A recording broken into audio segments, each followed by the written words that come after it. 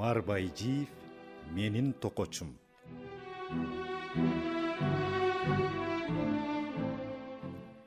1941 жылдын июль айында коңшу короого Адольф Гитлерди дарга асып өлтүрүштү. Энеси бакырып жер чапчып, боздогону асманга жетти.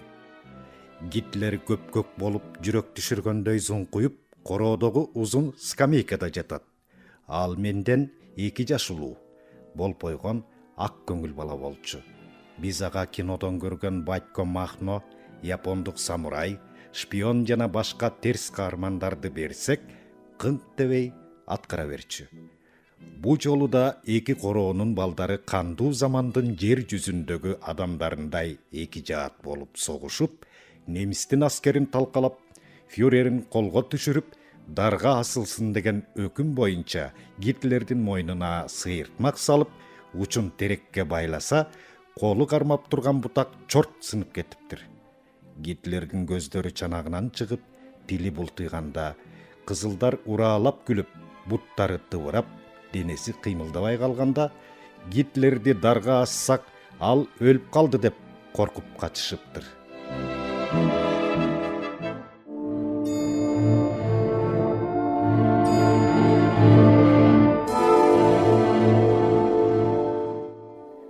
Бул кайгылуу окуядан кийин эч кимибиз согуш ойнобой, корообуз тым-тырс болуп калды. Балалык турмушубузга кадимки кандуу согуш кирип келди. Корообуздун жанынан майданга бараткандар өтөт. Алар ар түрдүү кийинишкен, ар кайсы жашта, ар кандай улуттагы адамдар. Биз аларга суктанабыз. Алар анык согушка, анык душмандарды кырганы, өлкөнү коргогону баратышат. Бизге бул иш пединституттун короосунда өтүп жаткан аскер даярдыгындай көрүнөт. Колунда мылтык, 2 кадам алдыга, душманды штык менен так жүрөккө сайып, 2 кадам артка, мылтыктын кундагы жерде. Анын үстүнө жакында эле көрсөтүлгөн «Эртең согуш болсо» деген кинодо ар бир чөмөлө чөптүн ичинен кызыл жылдызы бар танка, ар бир токойдун ичинде душмандын самолетун ыргытаткан замбирек. 3 танкист деген кинокомедияда биздин танкисттер ойноп күлүп, бир сулуу кызды талашып, боорубузду эсчү. Күндөрдүн биринде менин атам да согушка кетти.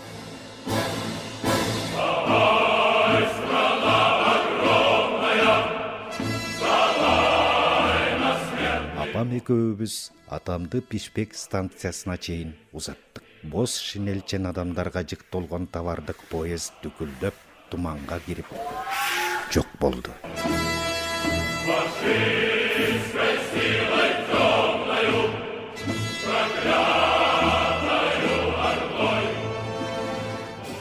Үйүбүз тунжурап, тым-тырс болуп, биз жетимсирип калдык.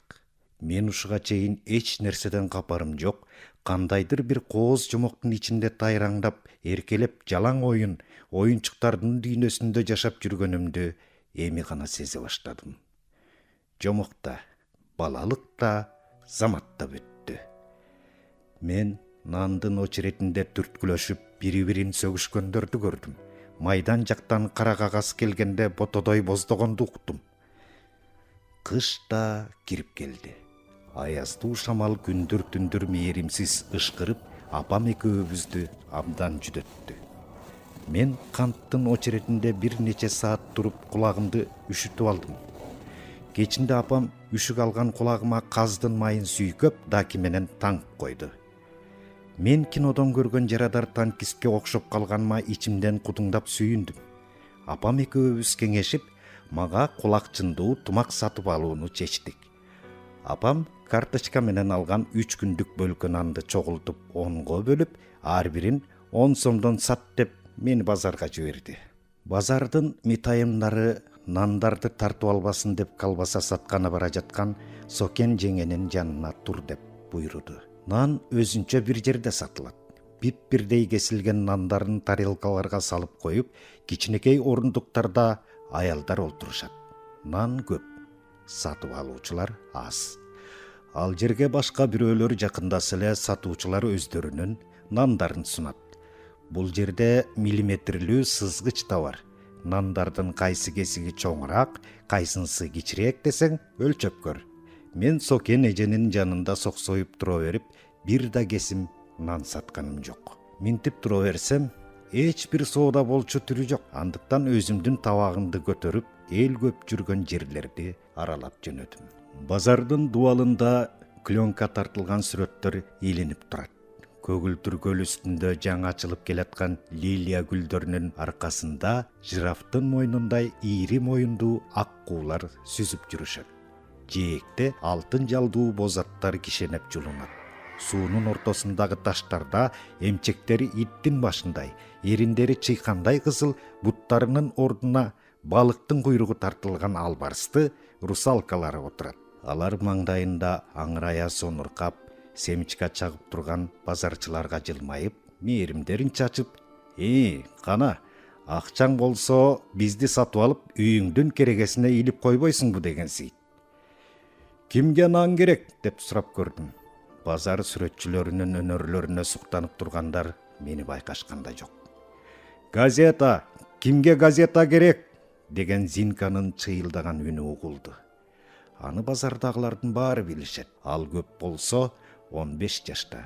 Бирок түрү бир топ жашаган толук аялдыкындай, буттары кыска, жоон, курсагы чоң, көкүрөктөрү торсоюп, жүзү шишимик.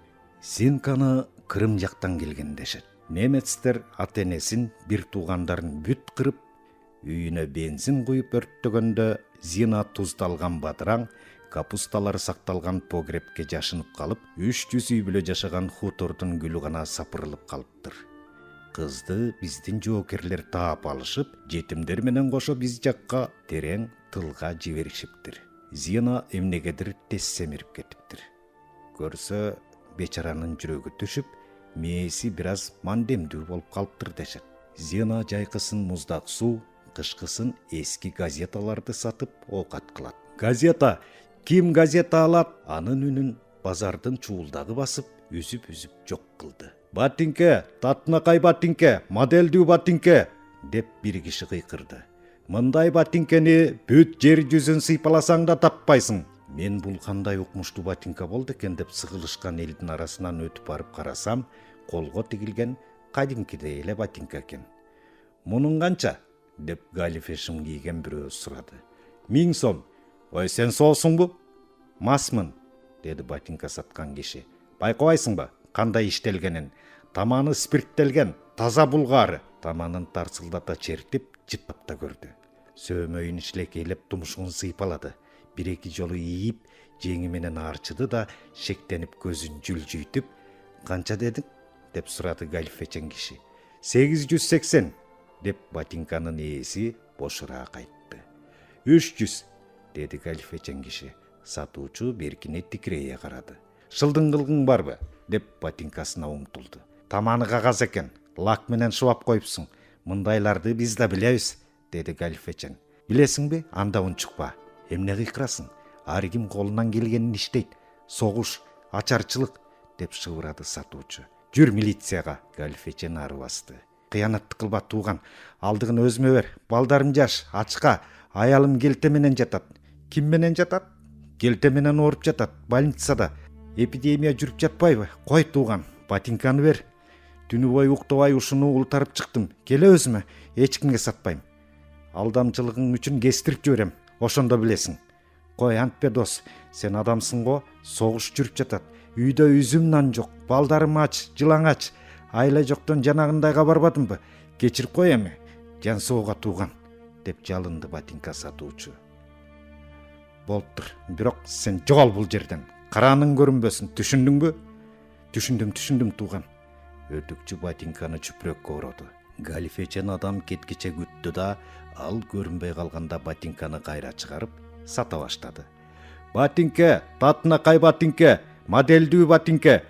Эй бала, сен эмне тиктейсиң мени? Же батинке сатканды көргөн жок белең? Нан сатып жүрөм дедим. Наның канчадан? 10 сомдон. 8 сомдон бербейсиң? Жок дедим. Анда кете бер. Батинке, ким жер үстүндө жок батинке киет. Мен нандарымды көтөрүп базар аралап жөнөдүм.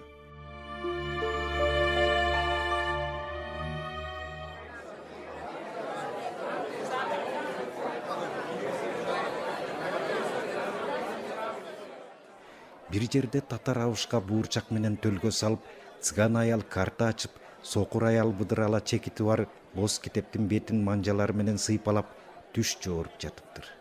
Ал кимдир бирөөгө «Капа болбо, жакында сагынган кишиң менен жолугушасың» деп какылдайт. Көз айнекчен чалдын тизесинде кичинекей салынган яшикче.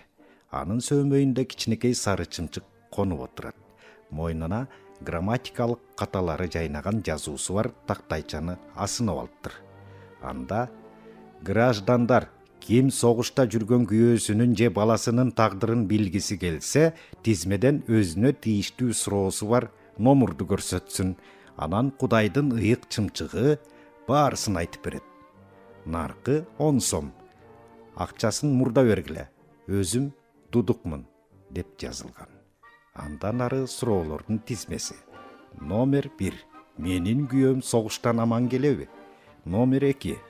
Эмне үчүн кат келбейт? Номер 3. Аялыма жолугушамбы? Номер 4. Майданда жүргөн уулум тирүүбү? Жана башка ушул сыяктуу суроолор. Буурул сакал абышка келип экинчи номерди көрсөттү. Дудук төлгөчү колундагы чымчыкты яшиктин үстүнөн ары бери алып өтүп, чымчык бир конвертчени чокуп сууруп чыкты. Конвертти ачса, ичинде «Кайрат кылыңыз, Кудайдын буйругу» деген гана сөз бар экен. Абышка конвертти Дудук төлгөчүгө кайра берип, «Калп, ишенбейм» деп кыйкырды. «Уулунан кара кагаз былтыр эле келген, бирок ишенбей жүрөт. Биздин коңшубуз», деди бир аял. Тургандар абышканы жалооруй карап калышты. Буурул сакал абышка өзүнчө коурап, артын карабай нары басып кетти. «Газета, газета, ким алат?» Зинка жакын жерден кыйкырды. Зеночка, бери келчи кызым». Китеп менен төлгө салган сокур аял кашайган көзү менен жерди тиктеп Зинаны чакырды. «Эмне?» деп үн катты Зина.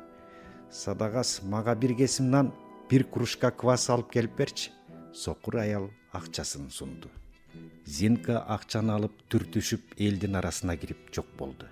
Зинкага ишенип акча берсе болот, анткени ал бала бойдон калган. Алдап кетүүгө акылы жетпейт. Ал эми качып кете турган жайы да жок. «Ай бала, наның канчадан?» деп сурап калды аскер тумакчан бир киши. «10 сомдон». «9 сомго бирди бер.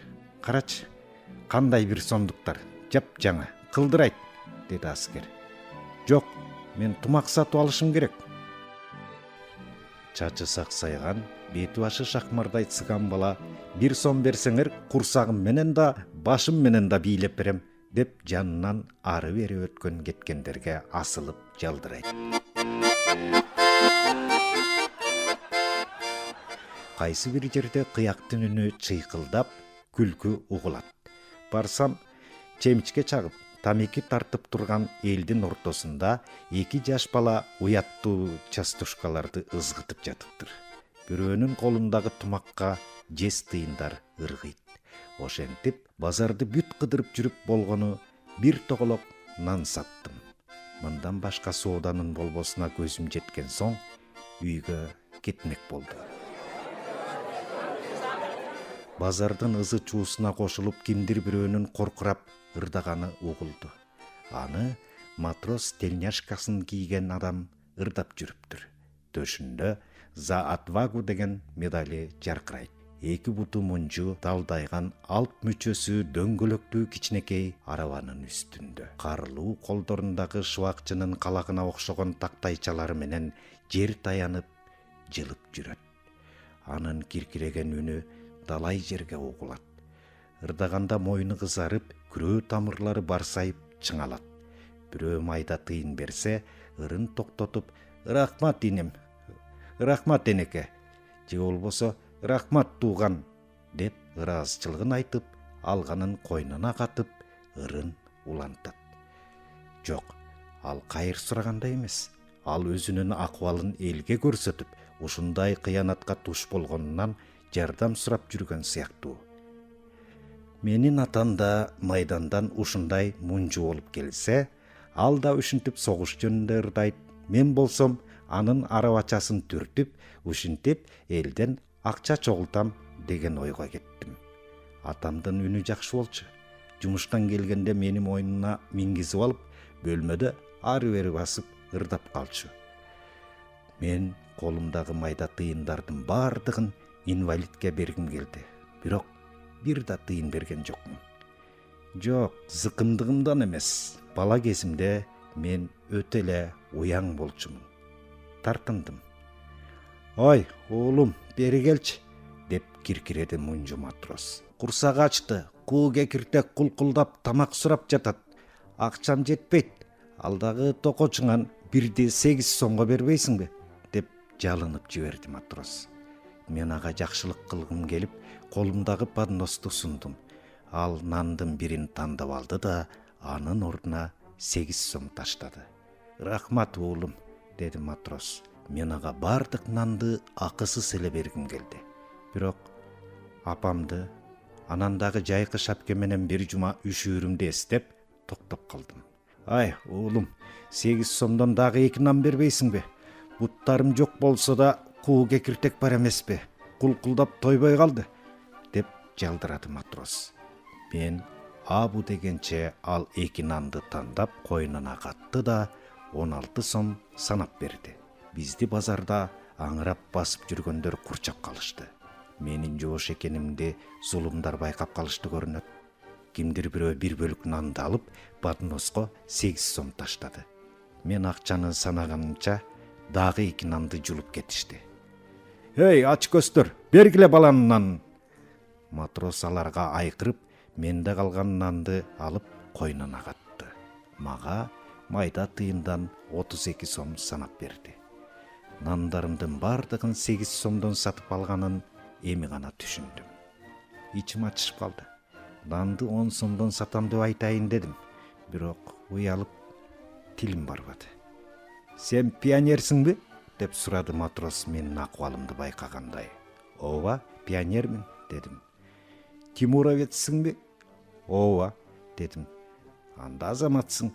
Мунчу матрос карлуу кызыл колу менен мени далыга чапкылап койду.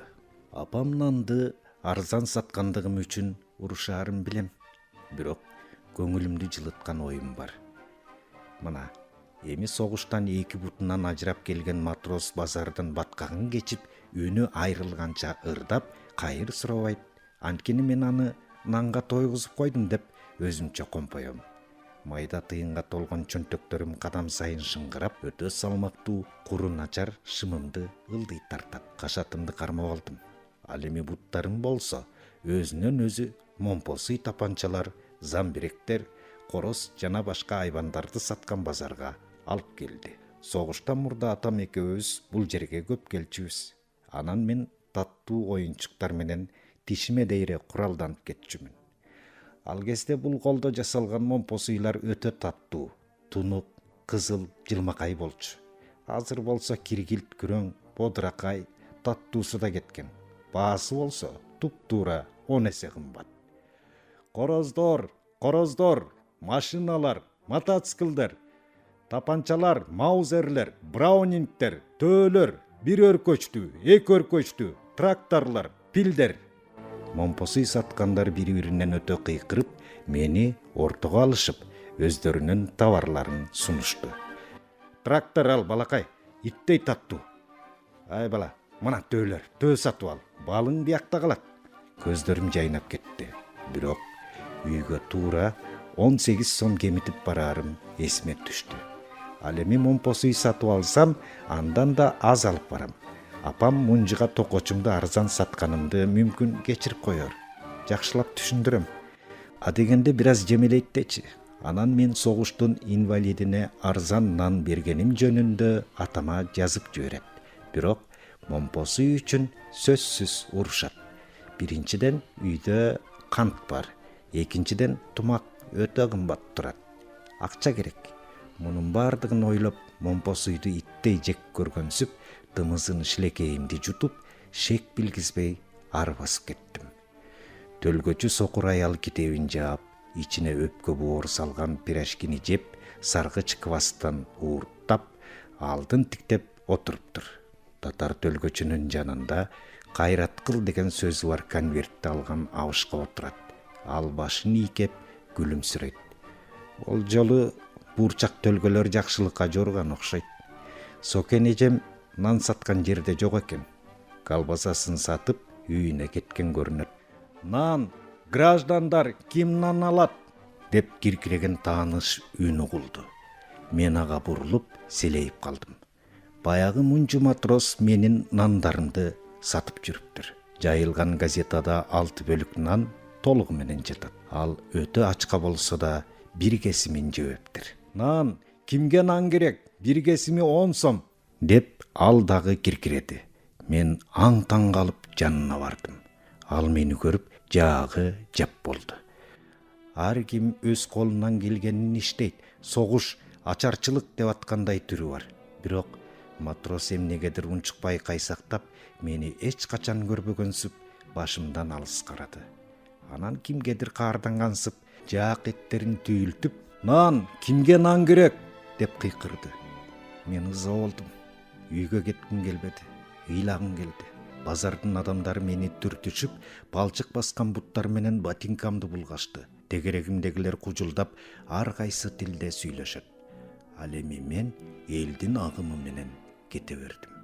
Бир кезде "Төөлөр, бир өркөчтүү, эки өркөчтүү, төөлөр" деген үн угулду. Көрсө, өзүмөн өзүм баягы оюнчук момпосуйларга келип калыпмын. Оозуман шилекейим чууруду. 1 сомдук 2 короз алып жейин. Апама 10 кесим нандын бардыгын мекенди коргогон инвалидке 8 сомдон саттым деп коем. Бүгүн тилдейт, бирок эртең кайра эле эркелетип өбөт. Атама жазып жиберет. Же бул алдамчылыкпы? Жок. Эмнеси алдамчылык? Эч кандай алдамчылык жок. Ар ким өз билгениндей жашайт. Согуш, ачарчылык, мен момпос жегим келсе кантейин? Кулкунум таттуусурап, кулкулдап жатса өлөйүмбү? Жанагы өтүкчү деле, мынау матрос деле алдап жатпайбы?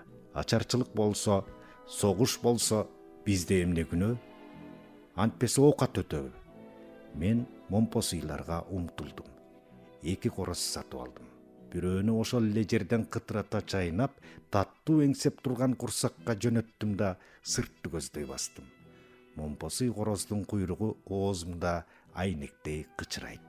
Базардын инспектору турган дарбазага жеткенче 2 корозду күмжам кылдым. Токтоп калдым. Кекиртегим дагы таттуу эңсеп кулкулдады. 5 сомго тапанча сатып алам. Апама жоготуп койдум дейм. Бир бала жулуп качты. Мен артынан куудум, бирок ал жеткизбей кетти.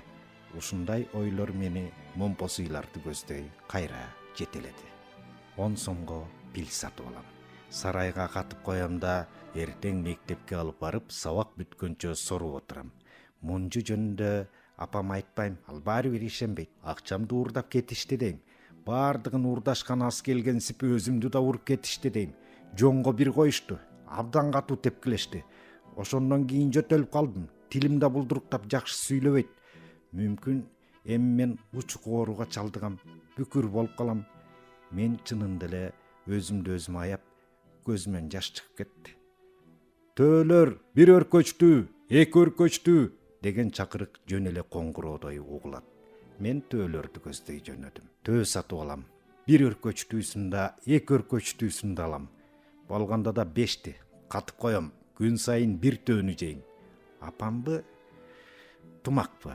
Биз нан сатып тумак алгандай, ошончолук эле кедейбизби? Сатсын атамдын костюмун, пальтосун, туфлисин, көлөчүн сатсын. Мага тумак алып берсин. Кулакчыны бар, кулакчыны жок, кыры бар тумактар толуп жатпайбы? Атам келсечи, эмне киет? Анын тирүү келери келбесин ким билет? Согуштан курман болуп калсачы? Анда баары бир булар мага калат. Кокус буттарынан ажырап кайтса, ага туфлинин эмне кереги бар? Ушу мени жалгыз баласын апам кийиндире албайбы? Өзүнүн жападан жалгыз уулу мураскор эмесминби? Демек, бул акчалар бүт меники. Өзүмдүн акчаларым. Карточка боюнча мага да нан берилет. Ал эми менин курсагым таттууну талап кылып жатат. Баса, митайымдар менин бардык акчамды тартып алышы мүмкүн эле го. Туура жулуп алып качып кетишти. Тигине канчасы жүрөт базарда. бардык акчага төө сатып алам. Бир өркөчтүү, эки өркөчтүү төөлөрдү. Митайымдар бардык акчамды тартып алышып, тепкилеп салышты. Эми менин жонум бүкүрөйүп, төөнүн өркөчүндөй болуп калат. Алдыда шыкыраган эл. Барып карасам, негедир бардыгы үнсүз турушат. Бул жерде Момпосуйдан да таттуураак бирдеме сатып жаткандыр. Сатып алам, акча болсо көп. Мен жарданып турган элдин арасына кирдим да артка кетенчиктедим. Ортодо булгары, кутуда колдору да жок, буттары да жок. Бир адам отуруптур. Болгону кесиндидей кыска көөдөнү, офицердик картуз кийген, чоң башы бар. Мулуйган денесине офицердик китель кийгизилген. Ак көйнөк, кара галстук, өзү кол менен жүргүзүлүүчү кичинекей арабада отурат. Бул велосипед сыяктуу арабаны Американын ошол кездеги президенти Рузвельт өзү ойлоп чыгарыптыр дегенди уккам. Чогулган адамдар тунжурап, жымжырт. Узун бойлуу мурутчан адам топту жарып келип, кара көрпө папагын чечип, алиги кутуда отурган кишиге таазим кылды да арабасына 30 сомдук кызыл кагазды койду. Мунжу жактырбагандай башын чайкады. Албайм деп жатат, дешти бери жактагылар. Эмне үчүн албайт? Деп ызаланды мурутчан адам. Алат. Капа кылбаңыз. Биз бул жерге акча чогултканы келген жокпуз деп сулууча келген узун бойлуу аял базардан сатып алган тамак ашты арабага салды. Аял экен, дешти топтогулар. Анда кечирип кой уулум. Мен башкача түшүнүпмүн. Таарымба? Мурутчан адам кызыл акчасын кайра алып, папагын чечип, дагы бир жолу таазим кылып, уятына чыдабай элди аралап жок болду. Арабада отурган киши эч нерсе эмес, мен таарынбайм дегендей билинер билинбес жылмайды да биз жакты карагандай болду. Денем дүрдей түштү.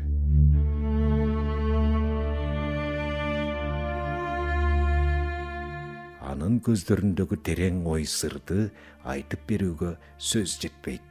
Эң бир коркунучтуу жомокто да баяндап бере албайсың. Согушуң менен куруп кал. Бечараны сактай көр, Христос. Жанымда турган кемпир чокунуп ыйлап жиберди. Буту колунан тып-тыйпыл ажырап, моло таштай молоюп, булгары кутуда отурган офицер менин атамдай сезилип кетти. Мен аны Рузвельт чыгарган арабага салып алып, рикшадай чуркап, жер жүзүндөгү шаарларды жортуп, «Эй, адамдар, көрдүңөрбү менин атамды? Согуш тургай, ачарчылык тургай, акыр заман болуп кетсе да, адамгерчиликти, ар намысты унутпайлы» деп кыйкыргым келди. Мен акырын элдин арасынан суурулуп чыктым. Апама мунжу матроско ар бир нанды 8 сомдон сатканымды, 2 сомго Момпосуй короз сатып алганымды айтып бермекке үйдү көздөй жөнөдүм. Негедир өтө таза жана ак ниет адам болгум келди.